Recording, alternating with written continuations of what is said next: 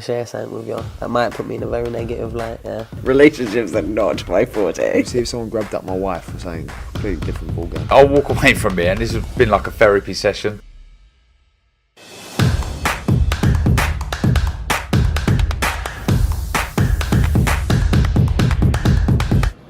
This is Joe Pugh for IFL TV, proudly sponsored by Everlast. We're on our way home in the airport with a who's who array. We've got Team Fury behind us, but bumped into the main man, Spencer Oliver, jumping in the ring, causing all sorts of mischief last night. How'd you find that massive event? Listen, it was great, mate. The whole week, the whole spectacle was fantastic. I think the Saudis put on a great event on the night, but the build-up as well, you know, the press conference, everything was brilliant. And there was, like you say, the who's who of boxing was there. You know, everyone down to Mike Tyson, Devon Haney, you know, everyone turned up because there was a lot of interest in this fight. Whatever way you look at it, you know, there was a lot of eyeballs on it, a lot of heroes on it. Everyone wanted a piece of it. And as we got nearer, I mean, that event that they put on, the actual fight night, was incredible. Not just the stadium, which was great. We went outside of the stadium and you saw what was going on there. They made it like a proper event. They had like virtual boxing going on out there, punch bags out there, they had boxing rings out there and all sorts going on, like skaters. It was fantastic, mate. And then the fight itself, I really enjoyed it. Both guys give it their all.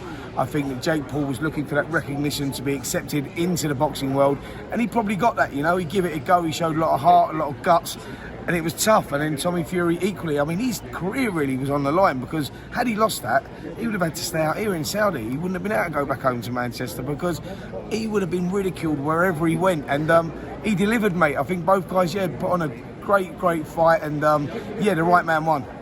Throughout the week, Skills Challenge, Whisper, the whole team in Saudi Arabia have been really making a point of this could be the new home of world elite boxing. Do you believe that this is next level hub for boxing? Absolutely. Look, in the press conference, Prince Khalid, who was there, was talking about that. We know he's a big boxing fan. He's the sports minister out here. He's a huge boxing fan, and he wants to bring big time boxing to Saudi, you know, and they can do that because they've got the money. And, you know, boxers will go where the money is, because that's what ultimately what it's about, is prize fighting. So, you know, I think we're going to see more fights here. I think we're going to see the return here, actually. I think Jake Paul will activate that he's got a return clause. He'll activate that, and I think we'll see it back here, because they want boxing, they want sport over here, and I think we'll definitely see more boxing here. Devon Haney was over here actually as well. He was at the fight, and he come over here. Vasily Lomachenko is a fight that's been talked about. May the 20th is the date that they're talking about, and Saudi is the place, and that's why he was here.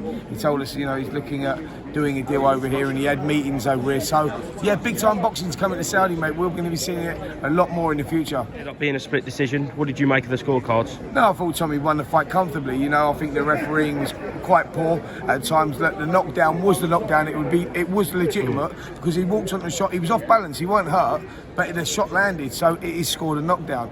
But you know, the point deductions and all that sort of stuff was all wrong. I didn't really see why there was any need to deduct points from either of the guys. So, you know, it was what it was, but the right man won, definitely. I don't think it was a split decision. I think Tommy won the fight by 3 rounds, if I'm honest. Who would you like to see Tommy in against next? Obviously, you got the rematch there. KSI is now shouting his name about. Or would you like to see him return to a traditional route of boxing? Look, I think that, listen, I'd love to see him to return to a traditional route of boxing, but the money that he's getting for doing these fights, you're going to be stupid. It's called prize fighting. You know, you're basically trying to secure your family's future. He's getting massive money for it. So, would I want to see the rematch again? I think the rematch actually would be bigger. Look at the amount of people that were watching that fight last night or listening to it on the radio. It was insane. All numbers were blown out the water. So why wouldn't they do it again? There'd be a massive interest in that. Both guys have got massive followings, you know, and ultimately it's about making money. Do it again and then see where it takes you from there. But, you know, I think that Tommy Fury's future will end up in boxing. He'll want to try and follow that dream of becoming a champion. But at the moment, you know, it's too much money on the table to refuse not going into immediate rematches and that with the likes of Jake Paul. I mean, it's a new era of boxing, really. I know that a lot of the hardcore boxing fans get pissed off with, you know, talking about YouTubers coming in, crossover boxing / WWE and all that, but you can't deny the events. Like when we done KSI a few weeks ago, you go there and there's a carnival atmosphere. It is absolutely wicked, do you know what I mean? So it is entertainment, accept it for that. Yes, boxing's the umbrella. Maybe the quality is not as good as, you know, some of the professional shows that we see, even like small hall shows that like the York Hall. We accept that. but it is entertainment, and that's the new world that we're living in. And you got to move with the times. Were you surprised at the ability of Jake Paul?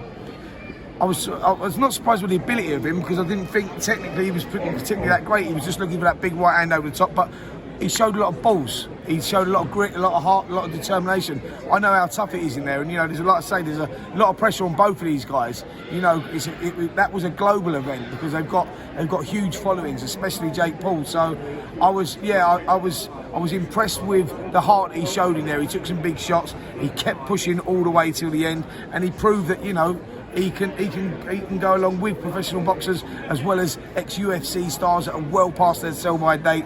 So yeah, I think he's come a long way, Jake Paul. When you go back to 2018 when he was boxing the likes of Deji, white collar boxing, head guards, 16-ounce gloves, give the kid respect because I think he's earned that.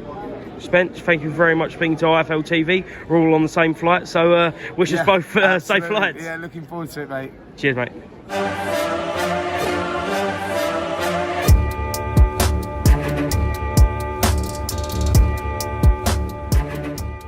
I'm going to share something with you that might put me in a very negative light, yeah. Relationships are not my forte. See if someone grabbed up my wife or something, completely different ballgame. I'll walk away from here, and this has been like a therapy session.